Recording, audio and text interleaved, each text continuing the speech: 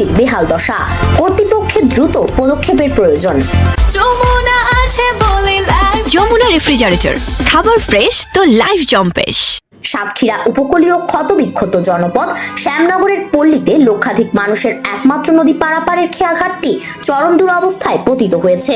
অনুসন্ধানে জানা যায়, বিগত 2008 সালে প্রলয়ঙ্কারী জলোচ্ছ্বাসের তাণ্ডবে বুড়িগোয়ালে নীলডুমুর একমাত্র খেয়াঘাটটি নদীগর্ভে বিলীন হয়ে যায়। জানা যায়, বিগত জোট সরকারের শাসন আমলে সাতক্ষীরা 4 আসনের সাবেক সাংসদ গাজী নজরুল ইসলাম নীলডুমুর ও গাবুরা দুই পারে দুটি পাকা ঘাট নির্মাণ করেন। প্রতিনিয়ত দুর্যোগ, ঘূর্ণিঝড় ও জলোচ্ছ্বাসে খেয়াঘাটের 3/2 অংশ নদীগর্ভে বিলীন হয়ে যায়। নদীমাতৃক এলাকা জুড়ে প্রতিনিয়ত ভাঙ্গন চলমান রয়েছে। এমতাবস্থায় সকল শ্রেণী পেশার জনসাধারণের নদী পারাপার হতে চরম ভোগান্তির শিকার হতে হচ্ছে। ক্ষতবিক্ষত দ্বীপ ইউনিয়ন গাবুরাপাড়ের ঘাটটি অক্ষত থাকলেও নীলডুমুরের খেয়াঘাটটি সংস্কারের অভাবে যে কোনো মুহূর্তে নদীগর্ভে হারিয়ে যাওয়ার আশঙ্কা রয়েছে।